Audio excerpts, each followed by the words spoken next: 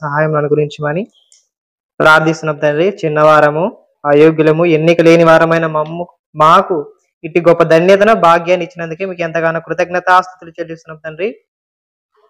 ప్రభువా, మీ కృపను బట్టి మేము బ్రతికి ఉన్నామని బలంగా నమ్ముచున్నాం తండ్రి. మీ కుమారుడైన క్రీస్తు యేసు వారి దినానికి మమ్మల్ని నడిపించి తండ్రి, మీ కుమారుని జ్ఞాపకం చేసుకునే తరుణాన్ని, ఆయన శిలువలో కాచినటువంటి త్యాగాన్ని, ఆయన చేసిన బలియాగాన్ని స్మరించుకుంటూ మీ నామాన్ని ఘనపరిచే విధంగా, స్మరించుకునే విధంగా, మీ మీ యొక్క గొప్ప నామాన్ని ఇతరులు ప్రకటించే విధంగా మాకు సహాయం చేయమని ప్రార్థిస్తున్నాం. పరిశుద్ధుడా, మీ యొక్క జ్ఞానవాకుల చేత మా హృదయాలను నింపమని తండ్రి, నేర్చుకొని చుండగా మీ పరిశుద్ధాత్మను అనుగ్రహించి, వినగల చెవిని, గ్రహించే మనసును మా అందరికీ అనుగ్రహించి, మీ పరిశుద్ధాత్మ సహాయం ఎల్లకాలము మా తోడు నీడగా ఉండే విధంగా సహాయం చేయమని యేసుక్రీస్తు నామమును బట్టి ప్రార్థించి వేడుకుంటున్నాం తండ్రి. ఆమేన్, ఆమేన్. ప్రియమైన దేవుని వారలారా, ఈరోజు దేవుని గురించినటువంటి కొన్ని విషయాలు నేర్చుకుందాం. ప్రస్తుతం భూమి మీద ఉన్నటువంటి సమస్త మానవులు దేవుని కృప వలనే బ్రతుకుచున్నారు, దేవుని దయ వలనే బ్రతుకుచున్నాం. ఏం చెప్పినా దేవుని దయ వలనే, దేవుని కృప వలనే మనం అందరూ బ్రతుకుచున్నామని నమ్ముతున్నాం. నమ్మాలి కూడా, అలా నమ్మి బ్రతకాలి. నేను ఇంకో విషయం చెప్తున్నా, ఏమంటే నేనైతే చాలా పెద్ద గొప్పవాణ్ణి ఏమి కాదు, కానీ చాలా చిన్నవాడిని. మొదటగా ఒక బైబిల్ విద్యార్థిగా నేను నేర్చుకున్న విషయాలనే మీకు బోధిస్తున్నాను. నేను నేర్చుకున్నటువంటి సత్యాన్నే మీకు తెలియజేస్తున్నాను. నేనంటే పెద్ద గొప్ప సేవకుని కాదు, ఎంత పెద్ద స్పీకర్ను కాదు. చిన్ని విషయాలు నేర్చుకున్న దేవుని గ్రంథాన్ని ధ్యానిస్తూ ఆయన మనతో మాట్లాడే సంగతుల్ని నేను నేర్చుకొని మీకు చెప్తున్నాను. ఇలా వీడియో ఎందుకు తీసుకుంటాం అంటే, దేవుని గురించిన ప్రకటన ఎలా జరుగుతుందంటే నేటి కాలంలో అన్ని ఆన్లైన్ అయిపోతుంది కాబట్టి దాన్ని జ్ఞాపకార్థంగా నేను తీసుకుంటున్నాను, కానీ నేను ప్రత్యేకించి ఏం కాదు. ఇవన్నీ కొన్ని విషయాలు జ్ఞాపకంగా పెట్టుకుంటే అవి చాలా మంచివని ఇవన్నీ చేస్తున్నాం. దీన్ని పక్కన పెడితే మొదట గ్రహించాల్సింది ఏంటంటే, దేవుని దైవాలను బ్రతుకుచున్నాము అనేది హృదయపూర్వకంగా మనసులో పెట్టుకోవాలి. అలా పెట్టుకొని మనం జీవితాన్ని ముందుకి కొనసాగించాలనేది నిత్య సత్యము, సర్వసత్యము ఇది. ఇప్పుడు నేను ఒక ప్రశ్న అడుగుతాను. అడిగే ముందు కొన్ని విషయాలు చెప్తాను. ఆ కొన్ని విషయాలు ఏంటంటే, ఇప్పుడు మానవులుగా పుట్టినటువంటి సమస్త జనులు ఆదాము ఉన్నాడు కదా, మన తండ్రి ఎవరు ఫస్ట్ అంటే ఆదాము నుంచి నేటి కాలం వరకు ఇప్పుడు పుడుచున్నటువంటి పసిపిల్లవాని దగ్గరకు వానికాడికి పుట్టారు ఇంతవరకు. ఇప్పుడు పుడుతున్నారు, ఈ సెకండ్ ఎందరో పుట్టారు, ఇంకా రాబోయే సెకండ్ ఎంతమందో పుడుతున్నారు. ఇలా పుడుతున్న వారందరూ దేవుని దయ వలన, దేవుని కృప వలన పుడుతున్నారు. ఇది నమ్మి తీరాలి. ఇప్పుడు ఆదాము నుంచి ఇక్కడ ఉన్నటువంటి మనుషులందరిలో కూడా ఇప్పుడు చస్తున్నారు, మరణిస్తున్నారు, దేవుని వలనే మరణిస్తున్నారు. ఎందుకంటే వారి వారి కాలములు దేవుడు రాసి పెట్టాడు. ఇంతకాలం మనిషి బ్రతకాలి, ఇంతకాలం మనిషి జీవించి వెళ్ళిపోవాలి అని రాశాడు. కానీ కొంతమంది ఎలా బ్రతుకుతున్నారంటే, దేవుడు రాసిన కాలం ఇంత అయితే మనోళ్ళు అడ్డదిడ్డమైన దారులు దొక్కి ఇంతకాలమే బ్రతికి చచ్చిపోతున్నారు. అవునా కదా?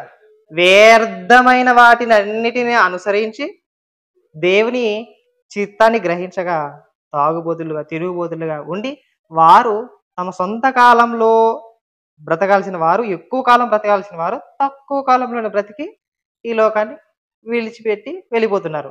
చాలా మంది చూసాం అనమాట. తాగుబోతులుగా ఉన్నవారు, మంచి ఆయుష్ 60, 70, 80 సంవత్సరాలు బ్రతికవలసిన వారు కేవలం 40 సంవత్సరాలకి, 50 సంవత్సరాలకి చచ్చిన వారు అనేకులు.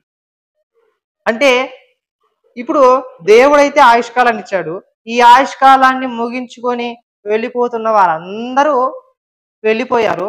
ఇప్పుడు నేనేం చెప్తున్నానంటే, ఇప్పుడు సమాజంలోన ఏ వ్యక్తి అయినా కానీ, ఈ వ్యక్తి మరణించాడండి, ఈరోజు ఈ వ్యక్తి చనిపోయాడు అనుకోకుండా రోడ్డు దాటుచుండగా రోడ్డు ప్రమాదంలో 5 మంది మృతులయ్యారు అంటారు.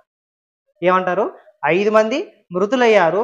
అలాగే అనుకోకుండా రోడ్డు దాటుతున్న సందర్భంలో ఆటో ఢీకొని 2 చిన్నారులు చనిపోయారు, 2 చిన్నారులు మృత్యువాత పడ్డారు అని మనం ఏం చేస్తున్నాం అంటే, చనిపోయిన వారిని ఏం చేస్తాం, ఏమంటున్నాం?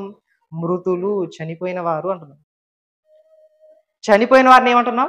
మృతులు అసలుకి ఏమాత్రం జీవము లేని వారుగా పరిగణిస్తున్నాం. ఇప్పుడు అనుకోకుండా మన ఊర్లో కానీ ఏ ఊర్లో అయినా కానీ ఒక వ్యక్తి చనిపోయడానికి, అవునండి ఆ వ్యక్తి మృతి చెందారు, ఫలానా ఆరోగ్య సమస్యతో బాధపడుచుండేవాడు, ఈనాడు ఈ సాయంకాలమున మృతి చెందారు అని మనం అంటుంటాం. అవునా కదా? ఇప్పుడు సర్వ సమాజంలో ప్రతి ఒక్కరు కూడా అంటున్నది ఏమిటంటే, బ్రతుకుచున్న వారు అనుకోకుండా చనిపోతే వీళ్ళు మృతి చెందారు, మృతి పొందారు అంటున్నాం. కానీ దేవుడు తన గ్రంథమందు ఏం సెలవిస్తున్నాడంటే, మీరు అనుకున్నట్టు, మీరు చెప్పుచున్నట్టు అసలు మృతులు ఎవరు, మృతులు ఎవరు అని ఆలోచిస్తే మనం ఎంతసేపు ఉన్నా ఇదిగో తాగి తాగి చచ్చిపోయాడు, మృతి చెందాడు అని మృతులు అంటున్నాం. కానీ దేవుడు ఎట్టి పరిస్థితుల్లో వారిని మృతులు అని పరిగణించాడు. అంటే నేనేం చెప్తున్నానంటే, వాళ్ళు మృతి చెందారు కరెక్టే, కానీ మృతులు అని ఎవరిని అంటున్నాడంటే, నేను చెప్పేది అర్థమవుతుందా? అర్థమవుతుందా? అర్థమవుతుంది కదా? నేను చెప్పేది అర్థం కాకుంటే నేనేం తప్పు చెప్తే మళ్ళీ నాకు చెప్పండి. అర్థమైనా? నేను అనుకోకుండా ఏదైనా తప్పు చెప్పినా కూడా మీరు నాకు చెప్పండి, ఇలా అనకూడదు అని చెప్పండి. అది మంచి పద్ధతి. నేనేమంటున్నానంటే, చనిపోయిన వారిని మనం మృతులు అంటున్నాం. అసలు దేవుడు ఎవరిని మృతులు అంటున్నాడు? దేవుడు ఎవరిని మృతులు అంటున్నాడంటే, లూకా సువార్త 59వ వచనం చూడండి.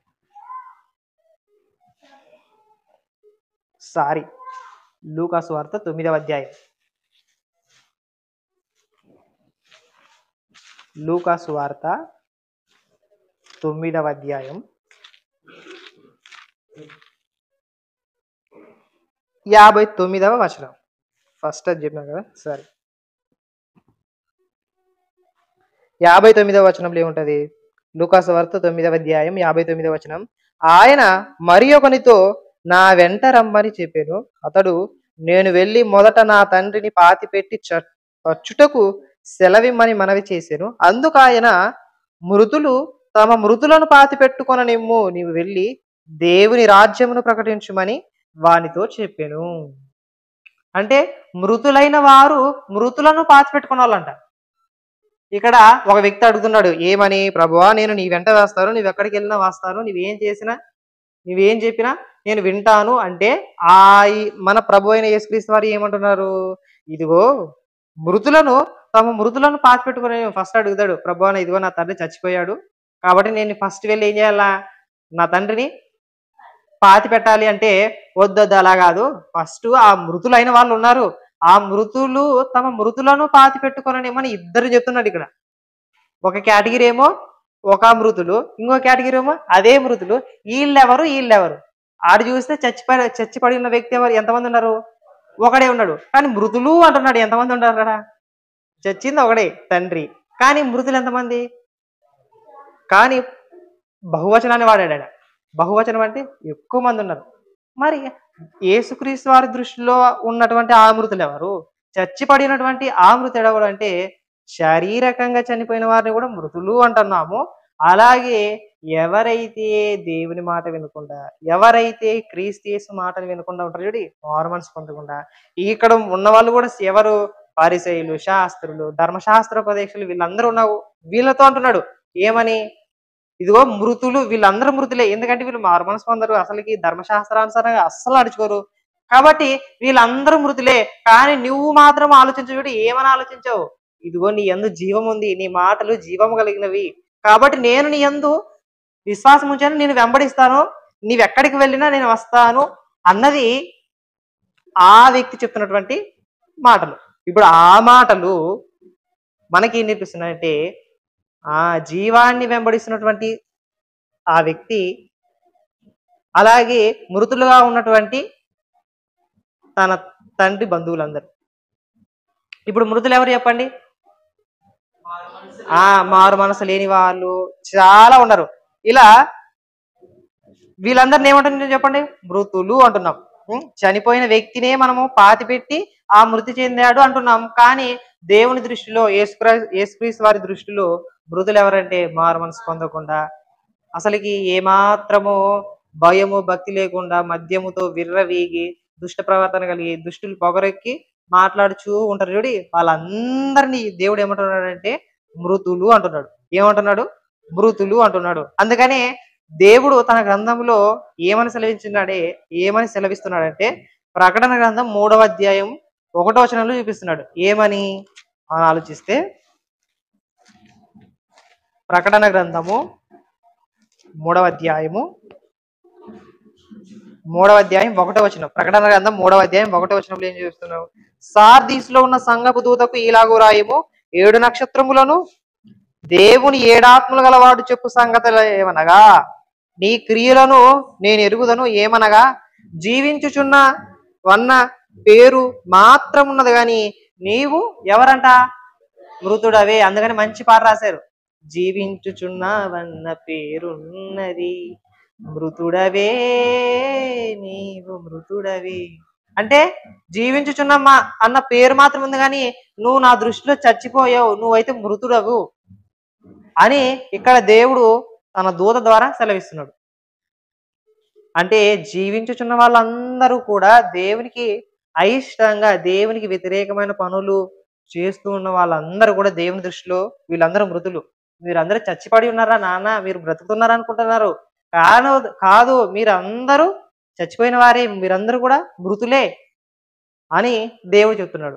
అనుకోకుండా ఒక తండ్రి మాట వినకుండా ఒక కూతురు ఏం చేస్తుందంటే, నేను ఎవరినో ప్రేమించానని ఏం చేస్తుంది, వాని వెంట వెళ్ళిపోతుంది. అప్పుడు తండ్రి ఒక మాట అంటాడు కదా, అసలు నేను చెప్పిన మాట వినకుండా, అసలు నా ఆజ్ఞకు లోపడకుండా, నేను మంచి భవిష్యత్తు మీ కొరకు సిద్ధపరిచి ఉంటే నన్ను కాదని, నా జీవితాన్ని పణంగా పెట్టి మిమ్మల్ని ఎంతో గొప్పగా పెంచి నా కష్టార్జితాన్ని మీకు పోసి ఇలా ఇంత గొప్పగా పెంచితే మీ కొరకు మంచి భవిష్యత్తు ఇవ్వాలని నేను ఆశపడితే నన్ను కాదని నా మాటను ధిక్కరించి వానితో లేచిపోయింది కాబట్టి నాకు ఇక కూతురే లేదు. కానీ బతికే ఉంది ఆమె. కానీ ఆయన దృష్టిలో ఏం లేదు, చచ్చిపోయింది నా దృష్టిలో. ఈ విషయాలన్నీ ఎక్కడ చూస్తాం? సీరియల్లో చూస్తాం, సినిమాల్లో చూస్తాం, బాగా చూస్తాం. నిజంగా ఇవి సినిమాల్లో ఉన్నాయి అంటే నా కూతురే కాదు, ఇంకా నన్ను కాదని వెళ్ళిపోయింది కాబట్టి నా కూతురు కాదు, నా కొడుకు కాదు, నా వాళ్ళే లేరని కాస్త అంటారు చూడండి. సినిమాల్లో ఉన్నాయి చాలా సీన్లు, చాలా అప్పుడు తీశారు ఈ వచనాన్ని బట్టి. అంటే దేవుని మాటను గైకొను వాళ్ళు మాత్రమే జీవించుతున్నారు. దేవుని మాటను ధిక్కరించి దేవుని మాటను గైకొనక జీవిస్తూ అనేకులు ఉంటారు చూడి, వాళ్ళందరినీ కూడా దేవుడు ఏం చెప్తున్నాడంటే మృతులు అంటున్నాడు. ఏమంటున్నాడు? ఎవరిని అంటున్నాడు చెప్పండి? దేవునికి విరోధముగా బ్రతికి ప్రతి ఒక్కరిని కూడా మృతులే అంటున్నాడు. ఇప్పుడు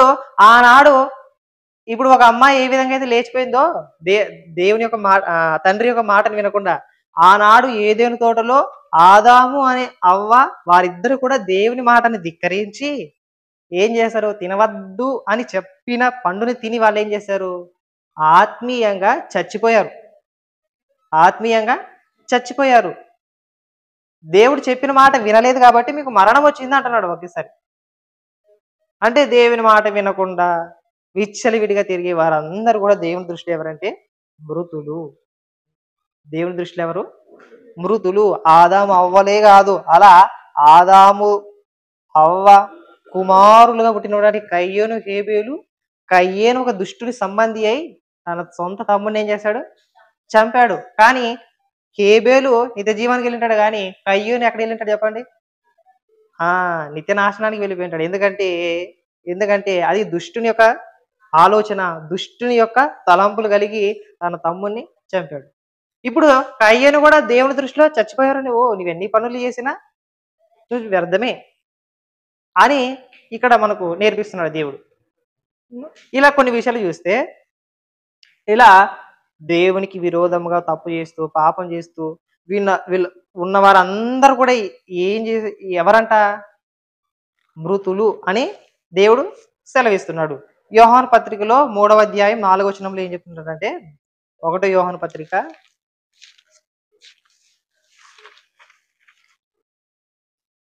3వ అధ్యాయం 4వ వచనంలో ఏం చెప్తున్నాడంటే, పాపం చేయి ప్రతి వాడును ఆజ్ఞను అతిక్రమించును. పాపం చేసి ప్రతి ఒక్కడు ఏం చేస్తున్నాడంట? ఆజ్ఞను అతిక్రమం చేస్తున్నాడంట. ఇప్పుడు దేవుడు చెప్పాడు ఏమని? ఇదిగో నీతిగా బ్రతకండి అంటున్నాడు. ఇప్పుడు నీతిగా బ్రతకమన్నప్పుడు మనం ఏమో అన్యాయం చేస్తున్నాం. దేవుని ఆజ్ఞ ఏమి నీతిగా బ్రతకండి అని చెప్తాడు. మనమేమో అనీతిగా, అన్యాయముగా బ్రతుకుతాం. ఇప్పుడు మనం పాపం చేసిన వారు. ఏ ఆజ్ఞను పాపం చేయి ప్రతివాడు ఆజ్ఞను అతిక్రమించును. ఆజ్ఞాతిక్రమమే పాపము. ఆజ్ఞాతిక్రమము పాపము అన్నప్పుడు మనం దేవుని మాటను, దేవుని యొక్క ఆజ్ఞను ధిక్కరించిన వారం. దేవుని మాటను, దేవుని ఆజ్ఞను ధిక్కరిస్తే మనం అందరం కూడా దేవుని దృష్టిలో మృతులము. మీరందరూ చచ్చి ఉన్నారు, చచ్చి పడున్నారు. మీరు ఊగి జీవించుచున్నావన్న పేరు మాత్రం ఉంది కానీ నువ్వు మృతులవే, మనమంతా కూడా మృతులమే అని దేవుడు తన గ్రంథమందు సెలవిస్తున్నాడు, మనకు నేర్పిస్తున్నాడు. ఇలా ఆజ్ఞను అతిక్రమించి దేవుని యొద్ద నుంచి దేవుని మాటలను వినకుండా, దేవుడు చెప్పినటువంటి నీతి న్యాయములను అనుసరించకుండా, ఆయన చెప్పిన విధంగా బ్రతుకోకుండా ఉన్న వాళ్ళందరూ కూడా మృతుల కింద అయితే, పాపము వలన జీతం ఏంటంట? మరణము. ఆజ్ఞాతిక్రమమే పాపము. పాపం చేయి ప్రతి వాడు ఆజ్ఞను అతిక్రమిస్తాడు. ఆజ్ఞాతిక్రమమే పాపము. పాపము వలన వచ్చే జీతము ఏంటిది? మరణము. పాపం వలన వచ్చే జీతం ఏంటిది? మరణము. కాబట్టి ఏ భేదము లేదు. అందరూ పాపం చేసి దేవుడు అనుగ్రహించే మహిమను పొందలేకపోతున్నాం. అందరూ అలా తప్పు చేసిన వాళ్ళమే. అందరము అలా పాపములను అతిక్రమములను చేసి దేవుని ఉగ్రతకు పాత్రలై ఉన్నవారమే మనమంతా. ఒకప్పుడు మన ప్రాచీన పరిస్థితి ఎలా ఉండేదంటే, మనం అందరం కూడా దుష్టులను, దౌర్భాగ్యులము, అసలు దేవుని ఎరుగని అన్ని జనుల వలె ఉండి ప్రతి వ్యర్థమైన కార్యమునందు మనం ఆసక్తి కలిగి ఉన్నామంట. మన మనసు యొక్కయు, మన తలంపుల యొక్క ఊహంతయు చెడ్డదై ఉన్నప్పటికీ వాటి క్రియలను మనము చేస్తున్నామంట. అందుకని తిమోతి పత్రికలో 1వ అధ్యాయము 11వ వచనం చూడండి ఒకసారి. అక్కడ ఏం చెప్తున్నాడంటే,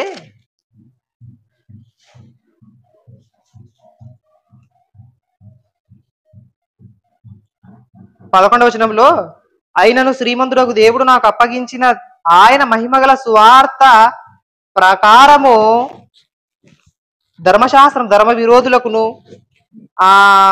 అవిధేయులకును, భక్తిహీనులకును, పాపిష్టులకును, అపవిత్రులకును, మత దూషకులకును, పితృహంతకులకును, మాతృహంతకులకును, నరహంతకులకును, వ్యభిచారులకును, పురుష సంయోగులకును, మనుష్య చోరులకును, అబద్ధికులకును, అప్రమాణికులకును, హితబోధకు విరోధి అయిన వాడు మరి ఎవడైనను నుండిన ఎడల అట్టివానికి నియమింపబడెను గాని నీతిమంతునికి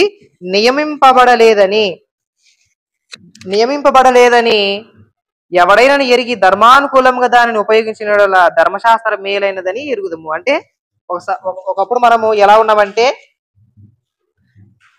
అపవిత్రులుగా ఉన్నాం, పాపిష్టులుగా ఉన్నాం, మత దూషకులుగా ఉన్నాము, పితృహంతకులుగా ఉన్నాము, మాతృహంతకులుగా ఉన్నాము, నరహంతకులుగా ఉన్నాము, వ్యభిచారులుగా ఉన్నాము, పురుష సంయోగులుగా ఉన్నాము, మనుష్య చోరులుగా ఉన్నామంట.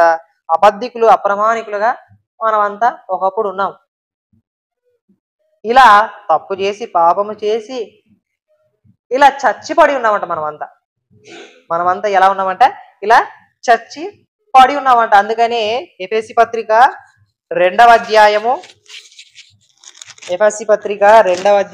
1వ వచనంలో చూస్తే అక్కడ పౌలు భక్తుడు చాలా గొప్పగా రాశాడు మన కోసం. ఏమని అంటే, మీరు అపరాధముల చేతను పాపముల చేతను మీరు చచ్చిన వారై ఉండగా, అంటే మనం అపరాధములు చేసి పాపములు చేసి మనం అందరం కూడా ఎలా ఉన్నామంటే చచ్చిపోయి ఉన్నాం, మృతులుగా ఉన్నాం, మృత్యువాత పడిన వ్యక్తులుగా ఉన్నాం, దేవునికి అయిష్టులుగా, దేవునికి దూరస్తులుగా ఉన్నాం. దూరస్తులుగా ఉన్నటువంటి మనలను ఇప్పుడు ఏం చేస్తున్నాడంటే, మీరు చచ్చిన వారై ఉండగా ఆయన మిమ్మును క్రీస్తుతో కూడా బ్రతికించెను. అలాంటి స్థితిలో, అలాంటి మృత్యువాత పడినటువంటి స్థితిలో మనల్ని దేవుడు పిలుచుకున్నాడు. తన కుమారుడైన క్రీస్తు యేసు రక్తము వలన మనల్ని సమీపస్తులుగా చేసుకున్నాడు. క్రీస్తు రక్తము వలన మనల్ని నిత్య నిబంధనకు, నిత్య జీవానికి వారసులుగా చేశాడు. అంటే మనం ఒకప్పుడు అవిధేయులుగా, విశ్వాసులుగా, పాపం చేసిన వారుగా, అబద్ధికులుగా, అప్రమాణికులుగా, ఎన్నో తప్పులు చేసిన వారముగా, ఎంతమందినో మోసం చేసిన వారిగా, ఎందరినో మోసం చేసి లాభాన్ని కమ్ముకున్నట్టుగా, లంచగొండితనం కలిగి ఉన్నామేమో, ఒకప్పుడు అబద్ధికులుగా, దొంగతనం చేసేవారుగా, ఎంతో తప్పుడు పనులు చేసినటువంటి మనల్ని ఆయన కుమారుడైన క్రీస్తు ద్వారా మనల్ని పిలుచుకున్నాడు. క్రీస్తు యేసు సువార్త వలన నేను మిమ్మల్ని కంటిని అని కాసి పౌలు గారు చెప్తున్నాడు. ఇలా మృత్యువాత పడినటువంటి మనలను క్రీస్తు ద్వారా లేపాడు. ఒకప్పుడు మనము అలా పాపం చేస్తున్నామంటే, ఒకప్పుడు మనము అలా నీతి క్రియలు కాకుండా అన్యాయపు క్రియలు చేస్తున్నామంటే, మనము ఎవరి అధికారం క్రింద ఉన్నామంటే సాతాను అధికార క్రిందంలో సాతాను అధికారం క్రింద మనము ఉన్నామని అర్థం. అందుకని రెండవ వచనంలో ఏం చెప్తున్నాడంటే, మీరు వాటిని చేయుచు వాయుమండల సంబంధమైన అధిపతిని అనగా అవిధేయులైన వారిని ఇప్పుడు ప్రేరేపించు శక్తికి అధిపతిని అనుసరించి ఈ ప్రపంచ ధర్మము చొప్పున మునుపు నడుచుకుంటేది. మనం అంతా మునుపు ఎలా నడుచుకుంటామన్నా ఈ ప్రపంచం యొక్క ధర్మం చొప్పున నడుచుకున్నామంట. ఈ ప్రపంచం అంతా అన్యాయంలోనే ఉన్నది, అనీతి క్రియలలోనే ఉన్నది. దేవుని ఎరుగని అన్యజనులే ఎక్కువ ఉన్నారు. వాళ్ళతో సహా మనం ఉన్నప్పుడు మనము క్రీస్తు ద్వారా పిలువబడిన వారముగా ఉన్నాము అని ఇక్కడ మనకు అర్థమవుతుంది. ఇప్పుడు ఈ అనీతి క్రియలు చేసినటువంటి మనల్ని, పాపం చేసినటువంటి మనల్ని యేసుక్రీస్తు వారు ఏం చేస్తున్నాడంటే, ఆ సాతాను అధికారం క్రింద ఉన్నటువంటి మనల్ని సాతాను సంబంధులుగా, సాతాను చిత్తాన్ని నెరవేరుస్తున్నటువంటి మనల్ని యేసుక్రీస్తు వారు ఏం చెప్తున్నాడంటే, యోహాను పత్రిక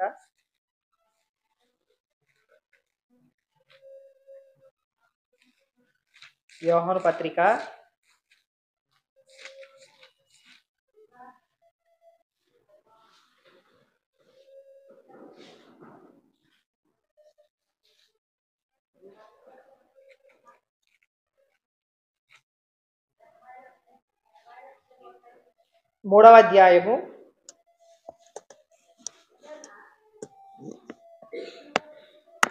8వ వచనం చూడండి. అపవాది మొదటి నుండి పాపము చేయుచున్నాడు గనుక పాపము చేయువాడు వాని సంబంధి. అపవాది యొక్క క్రియలను లయపరచుటకే దేవుని కుమారుడు ప్రత్యక్షమాయెను. అంటే మనల్ని ఏలుచున్నటువంటి ఆ అపవాదిని లయపరచడానికి దేవుడు తన కుమారుడైనటువంటి యేసుక్రీస్తు వారిని ఈ లోకానికి పంపించడం జరిగింది. ఆయన ఈ లోకంలో ధర్మశాస్త్ర సంబంధమైన క్రియలన్నిటినీ నెరవేర్చి శిలువలో తన రక్తం ద్వారా ఆ సాతానుని జయించినట్టుగా చూస్తాం. సాతాను అధికారం క్రిందలో నుండి మనల్ని విడిపించి విడుదల చేసి మనకు రక్షణ అనే భాగ్యాన్ని ఇచ్చినట్టు మనము దైవ గ్రంథంలో చూస్తాం. అలా మృతులుగా ఉన్నటువంటి మనల్ని సజీవులుగా చేశాడు. మృతులుగా ఉన్నటువంటి మనల్ని ఏం చేశాడు చెప్పండి? సజీవులుగా చేశాడు. ఇప్పుడు మనం అందరం కూడా ఆ మృత్యువాత నుంచి బయటపడి సజీవులుగా ఉన్నాం. మృత్యువాత నుంచి బయటపడి ఎలా ఉన్నాం చెప్పండి? ఇప్పుడు క్రీస్తు యేసు రక్తం వలన మనము ఎలా ఉన్నాం? సజీవులుగా ఉన్నాం. మనం కూడా ఒకప్పుడు ఎలా ఉన్నాం? మృతులుగానే ఉన్నాం, చనిపోయిన వారంగానే ఉన్నాం, చచ్చి పడిన వారుగానే ఉన్నాం. ఎవరైతే క్రీస్తు రక్తంతో తమ పాపములను కడిగి వేసుకొని బాప్తిసం తీసుకున్నారో వాళ్ళందరూ కూడా సజీవులుగా ఉన్నట్టు. ఎవరైతే మారు మనసు పొందకుండా క్రీస్తు రక్తంలో కడుగబడకుండా బాప్తిసం తీసుకోకుండా ఉంటారో వాళ్ళందరూ కూడా దేవుడు వారిని మృతులుగానే చూస్తున్నాడు. మీరు ఎందుకంటే మీరు మారు మనసు పొందలేదు, బాప్తిసం తీసుకోలేదు, ఆయన రక్తంలో మీరు కడగబడలేదు. కాబట్టి మీరు అందరూ కూడా మృతులే. మీరు ఏం చేసినా కూడా అది వ్యర్థమే కానీ దేవుని లెక్కలోకి రాదు. మీరు మారు మనసు పొంది దేవుని సంబంధమైన క్రియలు చేసి దానికి ఫలితార్థం ఉంటుంది. కానీ మీరు మారు మనసు పొందకుండా బాప్తిసం తీసుకోకుండా మనం ఎన్ని చేసినా కూడా వృధా. ఒకప్పుడు మనము పాపం చేసాం, మృతులు అన్నాము. ఇప్పుడు సజీవులుగా ఉన్నాం. ఇప్పుడు క్రీస్తు యేసునందు ఉన్నవారికే జీవం అంట. ఒకసారి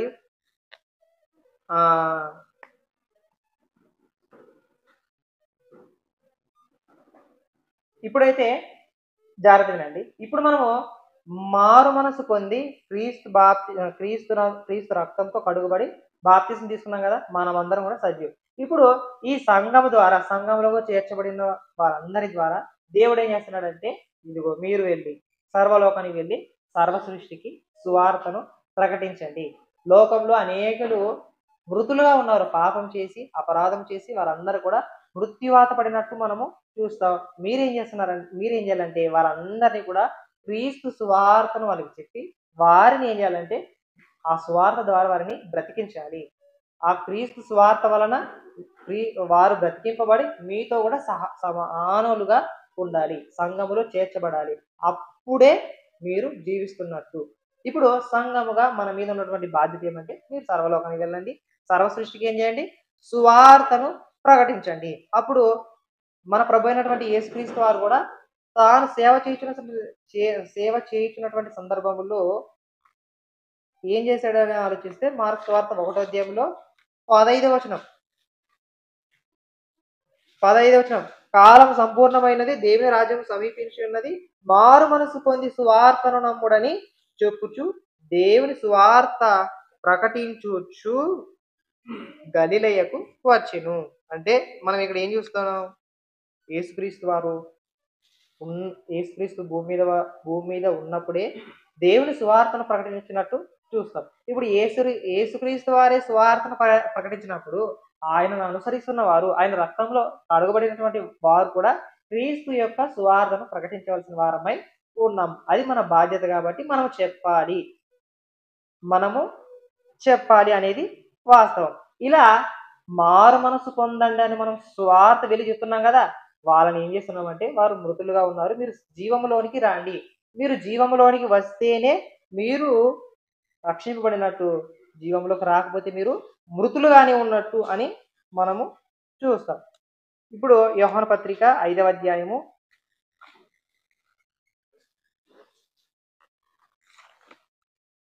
క్రీస్తు యేసు సువార్తను మీరు ప్రకటించండి, మీరు సర్వలోకానికి వెళ్ళి ఆ మంచి వార్తను ప్రకటిస్తే మీకు ఏం తెలియబడుతుందని ఆలోచిస్తే, మీరు ఏం చేస్తున్నట్టు అని ఆలోచిస్తే మీరు మృతులుగా ఉన్న వారిని సజీవులుగా చేస్తున్నారని అర్థం. మృతులుగా ఉన్న వారిని సజీవులుగా చేస్తున్నారని అర్థం. అంటే పాపం చేయు వారందరూ కూడా జీవము లేని వారంట. పాపము చేయు వారందరూ కూడా జీవము లేనివారు. పాపము చేయు వారందరూ కూడా జీవము లేనివారు అంటే మృతులు, దేవుని దృష్టిలో మృతులుగా ఉన్నవారు. ఇప్పుడు ఈ మృతులుగా ఉన్న వారికి దేవుని సువార్త ప్రకటించాలి అన్నప్పుడు యేసుక్రీస్తు వారు ఆ జీవము క్రీస్తునందు ఉన్నది అని యోహాను పత్రిక 5వ అధ్యాయము 11వ వచనంలో ఉంటది. ఈ సాక్ష్యం ఏమనగా దేవుడు మనకు మొదటి యోహాను పత్రిక 5వ అధ్యాయము 11వ వచనం. మొదటి యోహాను పత్రిక 5వ అధ్యాయము 11వ వచనంలో ఏం చూస్తామంటే, ఆ సాక్ష్యం ఏమనగా దేవుడు మనకు నిత్య జీవమును దయచేసెను, ఈ జీవము ఆయన కుమారుని యందు ఉన్నది. ఆయన కుమారుని యందు ఉన్నది అంటే ఆ జీవము క్రీస్తునందే ఉన్నది కాబట్టి మీరు క్రీస్తుని నమ్ముకోండి అని క్రీస్తు యొక్క సువార్తను ప్రకటిస్తున్నాం. అలాగే యేసుక్రీస్తు వారు కూడా తాను బ్రతుకున్నప్పుడే మీరందరూ మృతులుగానే ఉన్నారు, మీరు సజీవులుగా లేరు, మృతులుగా ఉన్నారు, సజీవులుగా లేరు. కాబట్టే ఆనాడు ఆ వ్యక్తితో నేను వెంబడిస్తానన్నప్పుడు, నా తండ్రిని పాతి పెట్టుకోవడానికి సమయం ఇవ్వంటే మృతులతో పాతి పెట్టుకున్నానేమో, మీరు నన్ను వెంబడించండి, నువ్వు వచ్చి నన్ను వెంబడించి ఫస్ట్ దేవుని రాజ్యాన్ని ప్రకటించు అంటాడు. అంటే ఇక్కడ మనం ఏం చూస్తామంటే వాళ్ళందరూ జీవం లేని వారుగా ఉన్నారు, మృతులుగా ఉన్నటువంటి వారితో చెప్తున్నాడు ఏమంటే, ఇదిగో ఆ జీవము నాయందే ఉన్నది, నన్ను వెంబడించండి, నేనే మార్గమును సత్యమును జీవమును అయినాను కాబట్టి నా ద్వారానే మీరు పరలోకానికి వెళ్తారు కాబట్టి నన్ను వెంబడించండి, నా మాటలను గైకొనండి ఫస్ట్ యేసుక్రీస్తు వారు చెప్తారు. అలా క్రీస్తు సంఘము మీద ఉన్నటువంటి బాధ్యత ఏమంటే మీరు సర్వలోకానికి వెళ్ళి సర్వ సృష్టికి సువార్తను ప్రకటిస్తే మారు మనసు పొందని వారు, మారు మనసు లేకుండా అడ్డదిడ్డమైన దారులు తొక్కుచున్న వారందరినీ కూడా క్రీస్తు సువార్త ప్రకటిస్తే పరలోకమందున్నటువంటి దేవుడు వారిని ఆకర్షిస్తేనే గాని సంఘంలోకి చేర్చబడరు. అలా ఆకర్షింపబడ్డారు కాబట్టి అపోస్తులైనటువంటి పేతురు, యోహాను వీళ్ళందరూ కూడా మారు మనసు పొంది క్రీస్తు సంఘంలో సభ్యులుగా, అధ్యక్షులుగా ఉన్నారు. అలాగే వాళ్ళు ఆ 12 మందిలో యూదా అనే వ్యక్తి ఉన్నాడు. ఆ యూదా అనే వ్యక్తి దుష్ట సంబంధి ఉన్నాడు. ఆ పరలోకమందున్నటువంటి దేవుడే అధికారం ఇచ్చాడంట. ఏమని? కృపానుగ్రహించాడంట. ఏమని? ఇదిగో నా కుమారుని అప్పగించుటకు నీకు కృప ఇవ్వబడింది, అధికారం ఇవ్వబడింది, నీవు సాతాను మాట వినావు కాబట్టి తప్పకుండా గెత్సేమనే తోటలో నీవు పట్టిస్తావు. దేవుడు కొందరిని ఆకర్షిస్తేనే గాని మనం సువార్త ప్రకటిస్తే దేవుడు అప్పుడు ఆకర్షిస్తాడు. మనకు పట్టుబడతారు. అప్పుడు దేవుని స్వార్థ నమ్ముకొని వాళ్ళు మృత్యువాత నుంచి సజీవులుగా అవుతారనేది దేవుడు చెప్తున్నటువంటి సత్యం. అలా పాపం చేస్తున్నటువంటి వారందరూ కూడా క్రీస్తు యేసు నందు ఉంటే వారికి ఏ శిక్ష విధి కూడా లేదంట. రోమపత్రిక 8వ అధ్యాయము మొదటి వచనం చూస్తే, రోమపత్రిక 8వ అధ్యాయం మొదటి వచనం చూస్తే, కాబట్టి ఇప్పుడు క్రీస్తు యేసు నందున్న వారికి ఏ శిక్షా విధియు లేదు. ఏ శిక్షా విధియు లేదంటే మరణము కూడా లేదు. ఏ శిక్షా విధి లేదు అంటున్నాడంటే మరణము లేదు, మృత్యువాత అనేది కూడా లేదు. సజీవులుగా మనము ఉన్నట్టు, క్రీస్తు కూడా ఎల్లకాలం ఆయనతో బ్రతకవలసిన వారమైనాం కాబట్టి మనము కూడా మృతులు కాదు, మనం సజీవులు అని హృదయపూర్వకంగా మనము నమ్మి తీరాలి. ఇప్పుడు నేను చెప్తున్నటువంటి సత్యం ఏమిటంటే, మనకు దేవుడు నేర్పిస్తున్నటువంటి సత్యం ఏమిటంటే, ఇప్పుడు మనల్ని దేవుడు పిలుచుకున్నాడు. మనము ఆ పిలుపు తగ్గట్ట బ్రతకడమే దేవుని యొక్క ఉద్దేశం. మీరు పరిశుద్ధులుగా ఉండండి అని చెప్తున్నాడు. మనం పరిశుద్ధంగా ఉంటే దేవుని చిత్తాన్ని నెరవేర్చిన వారు. మీరు ప్రార్థన చేయండి, వాక్యం చదువుకోండి అని దేవుడు చెప్తున్నాడు. మనం అలా చేస్తేనే మనం దేవుని చిత్తాన్ని నెరవేర్చినట్టు. మీరు నీతిగా ఉండండి అంటాడు. మనం నీతిగా ఉంటేనే ఆయన చిత్తాన్ని నెరవేర్చినట్టు. అలా కాకుండా అన్యాయం కానీ, అనీతి క్రియలు కానీ, దేవునికి ఇష్టము కాని క్రియలు చేస్తే మనం ఎవరంట? మృతులేంగా. మనము మృతులేంగా.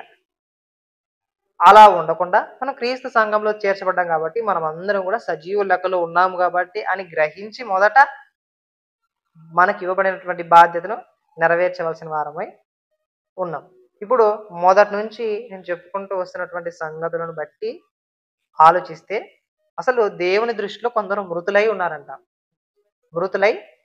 ఆ మృతులు ఎవరు? దేవుని దృష్టిలో కొందరు మృతులై ఉన్నారంట. ఎవరు అని ఆలోచిస్తే, దేవుని ఆజ్ఞను అతిక్రమించి పాపం చేస్తున్న ప్రతి ఒక్కరు కూడా దేవుని దృష్టిలో ఎవరంట? మృతులు. ఇప్పుడు ఈ మృతులు ఉన్నారు. ఆ మృతులను పక్కన పెడితే ఇప్పుడు మనము ఉన్నాము. మనము కూడా అలాంటి స్థితిలో నుంచే సంఘంలోకి చేర్చబడ్డాము. ఇప్పుడు మనం సజీవులము అంటే క్రీస్తుతో కూడా జీవము కలిగిన వారము. మీ జీవము క్రీస్తునందు దాచబడి ఉన్నది. మీరు సంఘంలోకి వచ్చారు కదా, మీ జీవం ఎక్కడ దాచబడి ఉన్నదంట? క్రీస్తునందు దాచబడి ఉన్నది అని మనము నేర్చుకుంటున్నాం ఈ విషయాల్లో. ఇప్పుడు 2 విషయాలు బాగా జ్ఞాపకం పెట్టుకోండి. మొదటి నుంచి చెప్తున్న విషయాలు ఏంటంటే, దేవుని దృష్టిలో కొందరు మృతులు ఉన్నారు. ఎవరు మృతులు అంటే, ఆజ్ఞను అతిక్రమించి పాపం చేస్తున్న వాళ్ళు, అలాగే మారు మనసు పొందకుండా విచ్చలవిడిగా తిరుగుతున్న తాగుబోతులు, ఎవరింగా ఎగ్జెట్రా ఎన్నోటో వస్తాయి. అన్ని పేర్లు రాసుకుంటే ఒక పేజీ నిండిపోతుంది. అన్ని రాసుకుంటే 5 పేజీలు నిండిపోతుంది. కాబట్టి అన్ని పేర్లు గుర్తుండవు, పలకనికి రాదు. 1వ అధ్యాయం 11వ వచనంలో చూసాం కదా, మాతృహంతకులంట, పితృహంతకులంట, ఆ పదాలు ఎప్పుడూ ఉపయోగించలేము. కాబట్టి అలాంటి వ్యక్తులు, అలాంటి లక్షణాలు పేర్లు ఎన్నో ఉన్నాయి. కాబట్టి వాళ్ళందరినీ కూడా దేవుడు ఎలా చూస్తున్నాడు అంటే, మీరు చచ్చిపోయారా నాన్న, మీరందరూ కూడా అపరాధముల చేత పాపముల చేత చచ్చి పడి ఉన్నారు. వాళ్ళేమో మృతులు, మనమేమో జీవము కలిగినటువంటి వారము. మన మీద ఉన్నటువంటి బాధ్యత ఏమంటే, మనము అసలుకి దేవుడు ఎరుగని వాళ్ళకి, మారు మనసు పొందకుండా విచ్చలవిడిగా ఉన్నటువంటి వాళ్ళందరికీ సువార్త ప్రకటించవలసిన బాధ్యత మన మీద ఉన్నది. ఆయన సువార్త వలన వారిని, మృతులుగా ఉన్నటువంటి వారిని ఏం చేయాలా? సజీవుల్లోకి తీసుకురావాలా. అప్పుడు సంఘం అవుతుంది. ఈ సంఘములో దేవుని నామ స్మరణ ఉంటుంది. అప్పుడు ఏమంటున్నాడంటే దేవుడు, 2-3 కూడి నా నామం ఎక్కడ ధ్యానిస్తారో, ఎక్కడైతే ఉంటారో అక్కడ నేను ఉంటాను. అంటే దేవుడు మనతో కూడా నివాసం చేసే స్థలము, ఇది జీవము కలిగినటువంటి స్థలము అని మనము గ్రహించాలి. ఇప్పుడు 2 విషయాలు నేర్చుకుందాం. ఈ 2 విషయాలు ఏంటంటే, నిద్రించుచున్న మృతులు. నిద్రించుచున్న మృతులు అంటే ఎవరు? నిద్రించుచున్న మృతులు ఎవరు? నిద్రించుచున్న మృతులు. నిద్రించుచున్న మృతులు ఎవరంటే, సర్వలోకంలోన సర్వ సృష్టికి సువార్త అనేది ప్రకటింపబడుతుంది.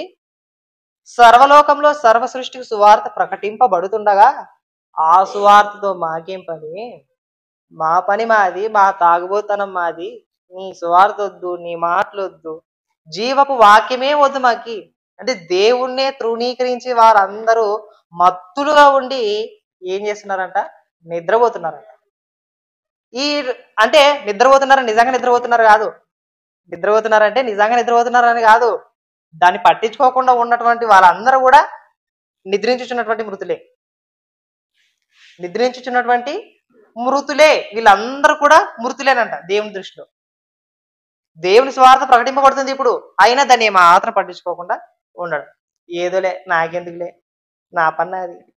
వాళ్ళు స్వార్థ చేస్తున్నారు, ఏదో వాళ్ళు ప్రకటించి వెళ్ళిపోతున్నారు అని, నాకు అవసరమే లేదు, నాకు సంబంధమే లేదు, దేవుని మాటలు కదా, దేవుని వాక్యం కదా అని ఏమాత్రం పట్టించుకోకుండా ఉంటారు చూడి, వాళ్ళందరూ కూడా నిద్రించుచున్నటువంటి మృతులను. ఇప్పుడు దేవుడు చెప్తున్నారు, మీరు మారు మనసు పొందండ్రా, మారు మనసు పొందండ్రా, మీకు అవకాశాన్ని ఇస్తున్నా, మీకు అవకాశాన్ని ఇస్తున్నా, మీరు అవకాశం ఉండగానే మారు మనసు పొంది జీవములోనికి రండి అని దేవుడు సెలవిస్తున్నాడు. మీరు మారు మనసు పొంది జీవములోకి రండి, మీకు సమయాన్ని ఇచ్చాను, ఈ సమయాన్ని ఇచ్చాను, ఈ సమయంలోనే మీరు రండి, మారు మనసు పొంది ఈ సమయంలోనే రండి అంటే, మన వాళ్ళు ఎట్టి పరిస్థితిలో ఆ మారు మనస్సును తృణీకరించి సమయాన్ని సద్వినియోగం చేసుకుండా దుర్వినియోగం చేసుకొని ముందుగానే చచ్చిపోతున్నారు. అందుకని ప్రకటన గ్రంథంలో పక్కనే ఉంటుంది దాని పేజీ. ఇక్కడ చూస్తే 2వ అధ్యాయము 21వ వచనంలో చూస్తే ఈడేం చెప్తున్నాడు? మారు మనసు పొందుటకు నేను దానికి సమయం ఇచ్చితిని గాని అది తన జారత్వము విడిచిపెట్టి మారు మనసు పొందనొల్లదు. అంటే మారు మనసు పొందడానికి ఏమిచ్చాడంట? సమయాన్ని ఇచ్చాడు, టైం ఇచ్చాడు. ఈ టైంలోనే మారు మనసు పొందండి. ఈ టైంలో ఉన్నప్పుడే మీరు మృదులుగా ఉన్నారు. ఇదిగో జీవపు వాక్యము, జీవ సువార్త అనేది ప్రకటింపబడుతుంది. దాన్ని విని గ్రహించి మారు మనసు పొంది జీవములోనికి రండని చెప్తున్నాడు. కానీ ఏమాత్రము పట్టించుకోవట్లేదండి వీళ్ళందరూ.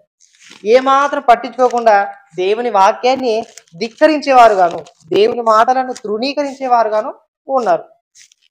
ఇలా దేవుడు చాలా బాధపడతాడు. ఇప్పుడు చెప్పండి, మారండి మారండి మారండి అని దేవుడు చెప్తుంటే ఏమాత్రం మారు మనసు పొందుకోకుండా మన కళ్ళెదురు ఒక వ్యక్తి చనిపోతే ఎలా ఉంటుంది చెప్పండి? సంఘస్థులైన వారు ఎలా ఆలోచిస్తారు? 12 సార్లు అడిగింటారు, 20 సార్లు అడిగింటారు, 30, 100, 1000 ఎన్నో అనుకోండి, అన్ని సార్లు అడిగింటారు. మారు మనసు పొందుకోకుండా అట్టే చనిపోతే ఏమనిపిస్తుంది చెప్పండి?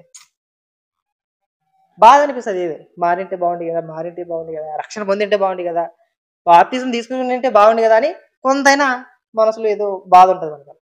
అంటే మారు మనసు పొందమని దేవుడే వేడుకుంటున్నాడు. అంటే ఇప్పుడు మీరు మృతులుగా ఉన్నారా నాన్న, మీరు మృతులుగా ఉన్నారు, మీరు మారు మనసు పొందండి అని ప్రత్యేకంగా ప్రతి ఒక్కరికి చెబుతున్నాడు. మీకు అవకాశాన్ని ఇస్తున్న, సమయాన్ని ఇచ్చిన, మరి మారు మనసు పొందడానికి అవకాశం ఇచ్చేనే, మీరు మృతులుగా ఉన్నారు, సజీవులుగా కండి అని దేవుడు చెప్తున్నాడు. ఇక్కడ చూడండి, మరి హెబ్రీ పత్రికలు కూడా పౌలు ద్వారా సెలవిస్తున్నాడు.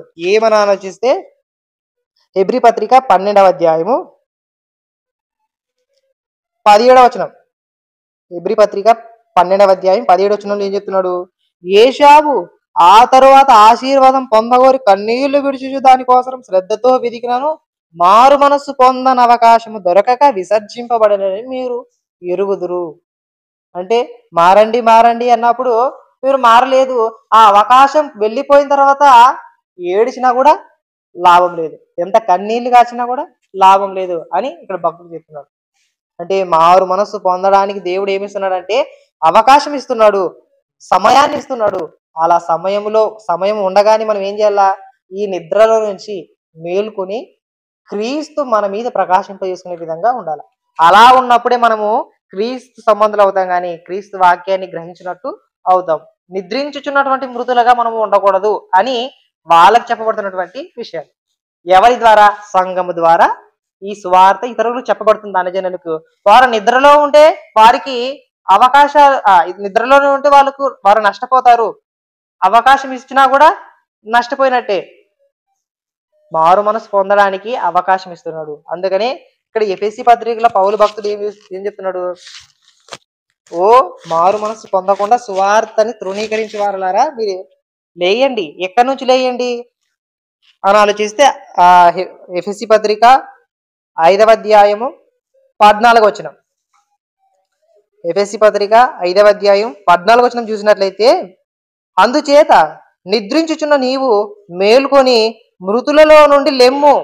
అంటే నిద్రించుచున్నటువంటి నీవు మేలుకొని మృతులలో నుండి ఎక్కడ లేయాలి. నువ్వు మృతులలో నుంచి లేయాలి. ఆ పాప క్రియలు, దోష క్రియలు చేస్తున్నటువంటి నీవు, వ్యర్థమైన క్రియలలో చేస్తున్నటువంటి నీవు లేచి క్రీస్తు నీ మీద ప్రకాశించునని ఆయన చెప్పుచున్నాడు. ఆ మారు మనసు పొందితో ఆ క్రియలన్నిటికీ స్వస్తి పలికి నువ్వు రక్షణ భాగ్యాన్ని పొందుకుంటావు, జీవములోకి వెళతావు అని భక్తుని ద్వారా సెలవిస్తున్నాడు.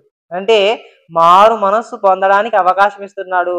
ఆ అవకాశంలోనే మనం మారు మనసు పొంది మృతులుగా ఉన్నటువంటి మనం ఏం కావాలా, సజీవులు కావాలనేది దేవుడు నేర్పిస్తున్నటువంటి పాఠం.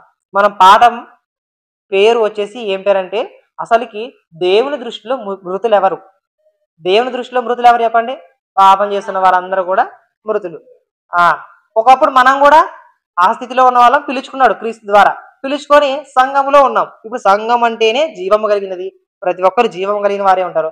ఇప్పుడు ఈ సంఘం మీద అనుగ్రహింపబడినటువంటి ఇవ్వబడినటువంటి బాధ్యత ఏమిటంటే, మీరు సర్వలోకానికి వెళ్ళి ఏం చేయాలా? సర్వ సృష్టికి ఏం చేయాలా? సువార్తను ప్రకటించాలి. ఇలా సువార్త ప్రకటిస్తున్న సందర్భముల్లో ఈ పాయింట్ చెప్తున్నాడు. ఏ పాయింట్? నిద్రించుచున్న మృతుల గురించి, నిద్రించుచున్నటువంటి మృతుల గురించి. ఇప్పుడు మొదటి పాయింట్ ఏమిటంటే, మన పాఠం పేరు వచ్చేసి మృతులు ఎవరు, దేవుని దృష్టిలో మృతులు ఎవరు అనేది పాఠం. అయితే ఈ పాఠ దానికి డెఫినేషన్ నేర్చుకున్నాం. అసలు ఈ మృతులు ఎవరు అని ఆలోచిస్తే నేర్చుకున్నాం. తర్వాత ఈ పాఠంలోనే ఇంకో 2 విషయాలు నేర్చుకుంటున్నాం. ఆ 2 విషయాల్లో మొదటి ఏమిటంటే నిద్రించుచున్నటువంటి మృతులు. నిద్రించుచున్నటువంటి మృతులు, నిద్రించుచున్నటువంటి మృతులు ఎవరో మనం చూసాం. ఇప్పుడు ఇంతకాలం చూసాం, ఇంతవరకు అయితే చూసాం. ఎవరైతే మారు మనసు పొందుకోకుండా దేవుని స్వార్థ ప్రకటిస్తున్నా కూడా ఏమాత్రం పట్టించుకోకుండా ఉంటారో వాళ్ళందరూ కూడా నిద్రించుచున్నటువంటి మృతులు, నిద్రలో ఉన్నటువంటి మృతులు అని నేర్చుకున్నాం. ఇప్పుడు ఇంకో విషయాన్ని నేర్చుకుందాం. ఇప్పుడు రెండో విషయాన్ని నేర్పిస్తున్నాం. ఇప్పుడు రెండో విషయం ఏమిటంటే, మేల్కొని ఉన్న మృతులు. వాళ్ళైతే నిద్రించుస్తున్నారు. ఇప్పుడు మేల్కొన్నటువంటి మృతులు, వీరు మేల్కొనే ఉన్నారంట కానీ మృతులంట. మాట్లాడుతున్నారు కానీ మృతులేనంట. సంఘానికి వస్తాం కానీ మృతులేనంట. దేవుని వాక్యాన్ని చేత పట్టుకొని వస్తాం కానీ మృతులేనంట. మేల్కొని ఉన్నటువంటి మృతులు, మారు మనసు పొందినటువంటి మృతులు, మారు మనసు పొందినటువంటి మృతులు ఇవేలా మృతులు అవుతారు? వాక్యం చేత, క్రీస్తు రక్తం చేత కడగబడ్డాం కదా, మనం ఎలా మృతులు అవుతామంటే మనము కూడా మృతులు అవుతాము. మనము కూడా మృతులు అవుతాము. ఎలా అవుతున్నాము కొన్ని వచనాలు చూద్దాం. చూసే కంటే ముందు కొన్ని మాటలు వినండి. ఇప్పుడు మనం క్రీస్తు రక్తం ద్వారా కడుగబడ్డాం, మారు మనసు పొందాం, ఇది నిజమే. ఇప్పుడు మనం ఏం చేయాలంటే సంఘంలో ఉన్నాం. ఇప్పుడు సంఘంలో చేర్చబడిన తర్వాత మనము కూడా, మన మీద ఒక బాధ్యత ఉందని, నా కూడా సంఘంలో ఒక బాధ్యత ఉంది, నేను ఆ పనిని నెరవేర్చాలని హృదయపూర్వకంగా ఎరిగి ఆ సంఘ పనులలోనూ అలాగే సువార్త విషయంలోనూ పాలిభాగం పొందాలి అనే ఆసక్తి మనలో ఉండాలి.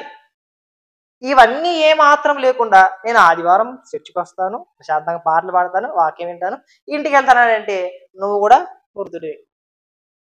నువ్వు కూడా మృతుడవే. ఎలా మృతుడంటే, అసలుకు మనం దేవుణ్ణి ఎరుగుదము కానీ సత్కార్యముల విషయమై మనమంతా మృతులమై ఉన్నామంట. సత్కార్యముల విషయమే మనమంతా కూడా మృతులై ఉన్నామంట. ఒకసారి తీతు పత్రిక 1వ అధ్యాయము 16వ వచనం చూడండి. తీతు పత్రిక చూడండి. మనం కూడా తప్పులు చేస్తుంటాం. క్రీస్తు రక్తం ద్వారా కడుగబడినటువంటి మనం కూడా అసహ్యమైనటువంటి చేస్తుంటాం. అప్పుడు భక్తుడు తన గ్రంథం ద్వారా ఏం చేస్తున్నాడంటే, తీతు పత్రిక 1వ అధ్యాయం 16వ వచనంలో చూసినట్లయితే, దేవుని ఎరుగుదమని వారు చెప్పుకొందురు గాని, దేవుని ఎరుగుదమని వారు చెప్పుకొందురు గాని మనం క్రీస్తు అంటే ఎవరో తెలుసు, యేసుక్రీస్తు అంటే ఎవరో తెలుసు, దేవుడు అంటే ఎవరో తెలుసు, పరిశుద్ధాత్ముడు అంటే ఎవరో తెలుసు, సంఘం అంటే ఏమో తెలుసు, బాప్తిజం అంటే ఏమో తెలుసు, అన్ని తెలుసంట. కానీ అసహ్యులను, అవిధేయులను, ప్రతి సత్కార్యము విషయము భ్రష్టులనై ఉన్నారంట. సత్కార్యం అంటే వాక్య సంబంధమైనటువంటి క్రియలు, వాక్య సంబంధమైనటువంటి క్రియలను ఉన్నాయి కదా, ఈ వాటన్నిటి విషయంలో భ్రష్టులనై ఉండి తమ క్రియల వలన ఆయనను ఎరుగమన్నట్టు ఉన్నారంట. ఆయనను ఏం చేస్తున్నారంట? ఎరుగమన్నట్టు ఆ అలా ఉన్నామట మనం అంతా. అంటే దేవుని వాక్యం ప్రకటించాలి కదా, దేవుని సువార్త మా ద్వారా సంఘం ద్వారా ప్రకటించాలి కదా అనే ఆసక్తి మాత్రం లేకుండా విచ్చలవిడితనముగా ఇక చాలు, సంఘానికి వెళ్తున్నాం, ఆదివారం బల తీసుకుంటున్నాం, ఇక చాలు అంటున్నాం కదా, ఇది మానుకోవాలి. ఇంకా సత్కార్యం విషయమే ఆసక్తి మనము పెంచుకోవాలి. అలా ఉన్నప్పుడే మనము క్రీస్తులో జీవము కలిగిన వారుగా ఉంటాం. ఎంత మాట ప్రతి ఆదివారం 100 ఆదివారాలు అయినా కూడా మనము ఎక్కడ వేసిన గొంగలు అక్కడ అన్నట్టు ఆడే ఉన్నాం, కానీ క్రీస్తు యొక్క సత్కార్యముల విషయమే మనము ఏమాత్రము ఆసక్తి చూపని వారుగా ఉన్నాం. ఇప్పుడు నేను మారు మనసు పొందాను, బాప్తిసం తీసుకున్నాను, నేను స్వార్థ ప్రకటించాలని హృదయపూర్వకంగా నిశ్చయిత తీసుకొని ఉన్నానంటే నేను ఆ పనిలో నిమగ్నమై ఉండాలి. నా సొంత పనుల మీద నేను ఉండకూడదు. దేవుని క్రియలలో నేను పాలిభాగం పొందాలి.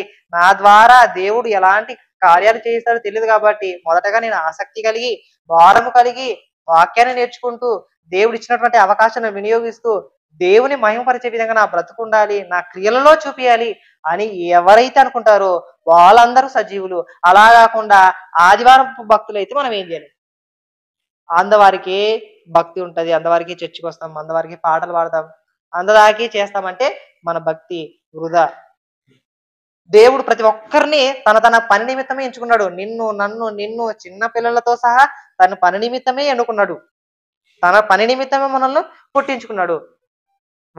నా నామ మహిమ నిమిత్తం నేను వారిని సృజించి తినని యెషయా గ్రంథంలో చెప్తాడు. నా నామ మహిమ నిమిత్తమే వీరందరూ పుట్టించారంటే మనం క్రీస్తునందు విశ్వాసం ఉంచినా కూడా మనం ఎక్కడ వేసిన గొంగలు అక్కడ ఉంటే బాగోదు. మనము కూడా క్రీస్తు పనులు సత్కార్యముల విషయమే ఆసక్తి కలిగి సత్కార్యములు సఫలలో అగుచూ ఉండాలనేది దేవుని యొక్క కోరిక. ఇప్పుడు మనం ఉన్నాం, మనల్ని ఏమంటాడు చెప్పు? మీరు మేలుకున్నటువంటి మృతులు, మేలుకున్నటువంటి మృతులు, మృతులేనే కదా ఇవన్నీ కార్యాలు చేస్తున్నాం. మనం చేస్తున్నామా? లేదు. కాబట్టి మనం కూడా మృతులమే, మృతులమే, దానిలో ఎలాంటి డౌటు లేదు. నిద్రించుచున్నటువంటి మృతులైతే అలా ఆ స్థితిలోనే ఉన్నారు. మరి మేలుకున్నటువంటి మృతులు కూడా ఆ స్థితిలోనే ఉన్నారు. మన వృద్ధి రేట్ అనేది పెరగాలి కదా, వృద్ధి అనేది పెరగాలి కదా. దేవుడు నాకు ఇలాంటి తలంపులు ఇచ్చాడు, ఈ తలంపుల ద్వారా దేవుని మహిమపరచాలి కదా, నేను నాకు ఇలాంటి పని చేసే భాగ్యాన్ని ఇచ్చాడు, నాకు ఈ మంచి పని వచ్చు, ఈ పని ద్వారా దేవుని మహిమపరచాలి కదా అనే ఆసక్తి ఆశ అనేది సంఘస్థుల్లో చాలా మందికి తక్కువ,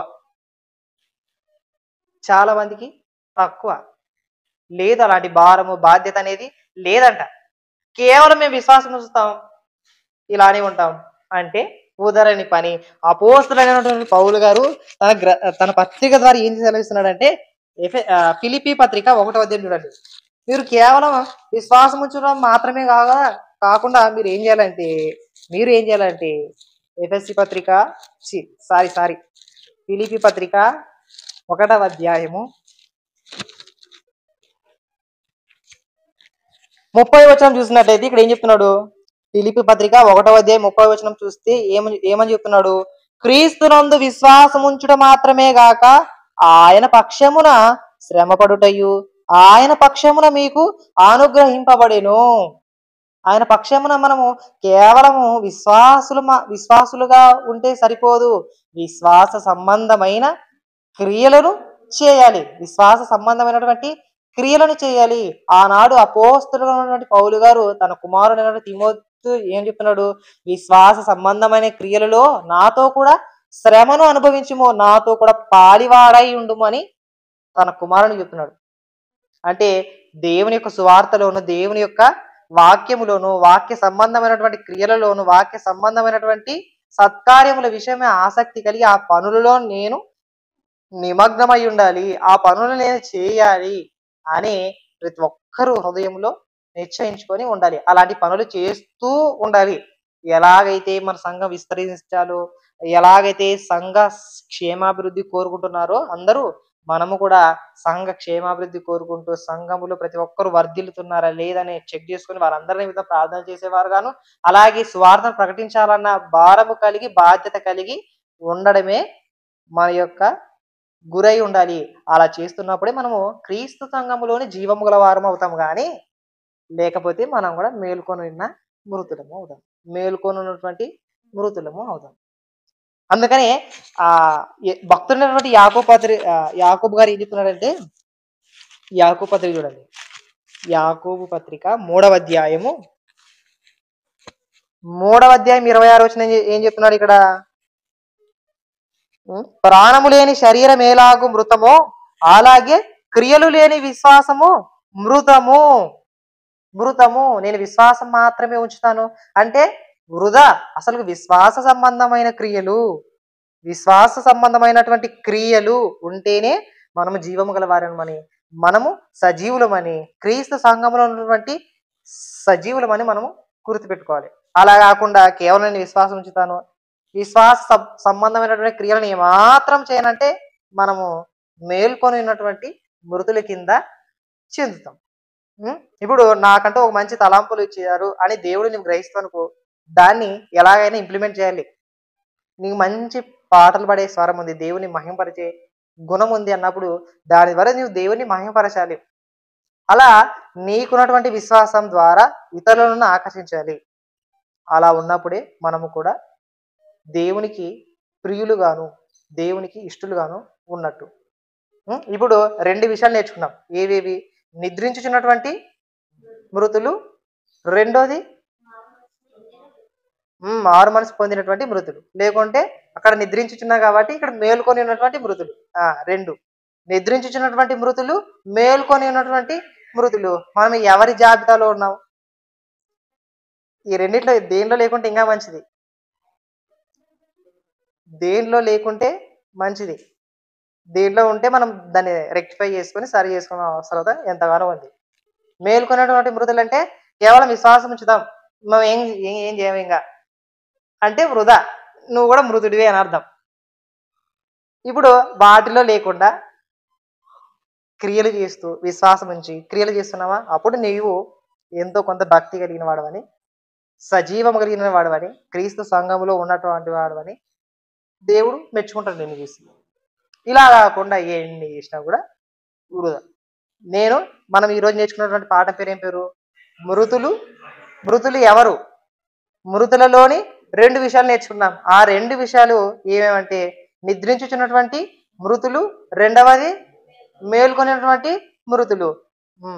ఈ 2 విషయాలు నేర్చుకున్నాం. మన పాఠం పేరు వచ్చేసి దేవుని దృష్టిలో మృతులు ఎవరు. ఈ పాఠం డెఫినేషను, వాటి యొక్క వాక్య భాగాలు అన్ని నేర్చుకున్నాము. తర్వాత ఈ పాఠంలో నుంచి 2 విషయాలు నేర్చుకుంటున్నాం. అవి ఏవేవంటే నిద్రించుచున్నటువంటి మృతులు, మేల్కొని ఉన్నటువంటి మృతులు అని ఈ పాఠం ద్వారా మనము నేర్చుకున్నాము.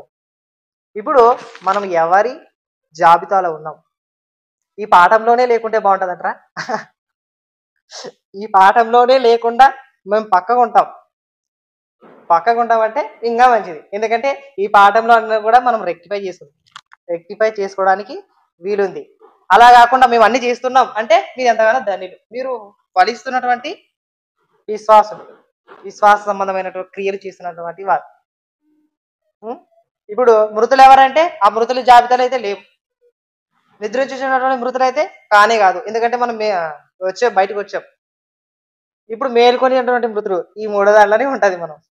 కాబట్టి దాంట్లో కూడా కొన్ని ఉంటాయి, ఏదో ఒకటి దాన్ని రెక్టిఫై చేసుకుంటే మనం ఈ పాఠం బాగా నేర్చుకొని ఈ పాఠంలో ఉన్నటువంటి సర్వసత్యం అవునా కాదా, అవు కదా, నేను ఏ స్థితిలో ఉన్నాను, ఇప్పుడు నా స్టాండర్డ్ ఏమి ఇప్పుడు అని మనం గ్రహించుకొని ఆ వాక్య భాగాన్ని హృదయంలో ఉంచుకొని మనం నిత్యము ఆయన కృతజ్ఞతాస్తుతులు చెల్లిస్తూ ఆ దేవుడు నాకు ఇచ్చినటువంటి తలంతులు ఏవి, వాటి ద్వారా నేను ఆయనను ఏ విధంగా మహిమపరచగలను అని మొదట నాకు ఇచ్చినటువంటి తలాంతులు ఎలాంటివని గ్రహించి నేను కేవలం విశ్వాసం మాత్రమే ఉండకుండా వాక్యానికి విద్యార్థిగా మారి ఆ వాక్య సంబంధమైనటువంటి క్రియలు చేస్తూ, విశ్వాస సంబంధమైన క్రియలు చేస్తూ, ప్రతి సత్కార్యమునందు ఆసక్తి కలిగి జీవిస్తే మన ప్రయాస వ్యర్థము కాదు.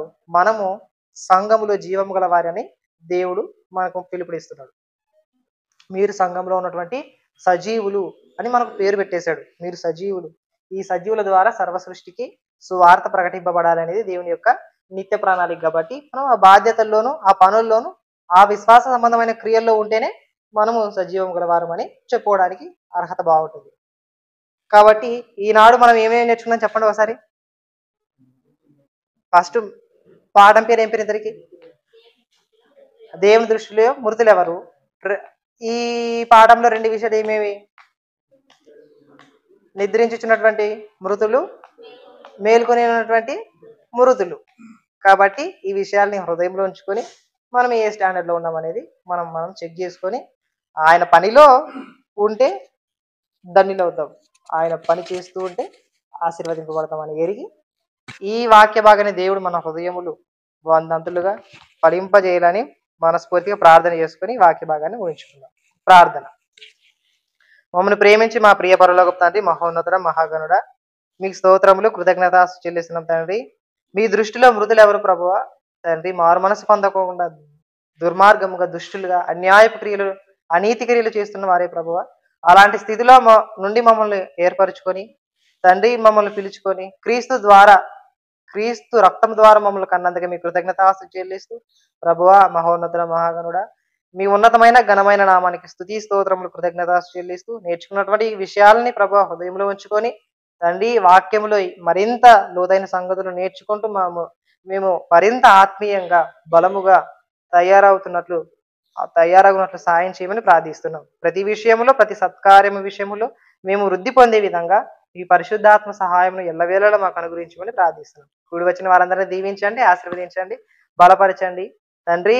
మీ కుమారుడైనటువంటి క్రీస్తు దినములో తండ్రి ఆయన శరీరమును, ఆయన రక్తమును మేము జ్ఞాపకం చేసుకొని తండ్రి, మా మీద ఉన్నటువంటి పనిని, బాధ్యతను జ్ఞాపకం చేసుకొని ఆ పనిలోను, ఆ బాధ్యతను నెరవేర్చే కుమారులుగా, కుమార్తెలుగా బ్రతకడానికి సహాయం చేయమని నిత్యము మీ పని యందు ఆసక్తి కలిగి వాటిని జ్ఞాపకం చేసుకుంటూ తండ్రి, మీ పనిలో ఫలిస్తూ ఉండడానికి సహాయం చేయమని ప్రార్థిస్తూ పరిశుద్ధతను, పవిత్రతను కాపాడుకొనుటయే మీ చిత్తమని ఎరిగి మీ చిత్తానుసారంగా బ్రతకడమే ఈ జీవిత పరమార్థమని ఎరిగి తండ్రి, మీ చేతి క్రింద దీన మనసులు కలిగి జీవించడానికి సహాయం చేయమని ప్రార్థిస్తున్నాం. పరిశుద్ధుడ, పవిత్రుడ తండ్రి, భక్తులైన వారందరూ మాకు నేర్పించారు. మీ చేతి క్రింద దీనత్వాన్ని కలిగి ఉన్నారు, విశ్వాసాన్ని కాపాడుకున్నారు ప్రభువా. విశ్వాస సంబంధమైన క్రియలు చేసి మృతి చెందారు ప్రభువా. అలాంటి మృతులైన వారు ధన్యులని మీ గ్రంథమందు సెలవిచ్చారు ప్రభువా. అలాంటి ప్రభునందు మృతి పొందే గొప్ప ధన్యతను, భాగ్యాన్ని మా అందరికీ అనుగ్రహించమని సమస్త మహిమ, ఘనత, ప్రభావాలు మీకు చెల్లిస్తూ యేసుక్రీస్తు నామమును బట్టి ప్రార్థించి వేడుకుంటున్నాం తండ్రి. ఆమేన్, ఆమేన్. అందరికీ వందనాలు.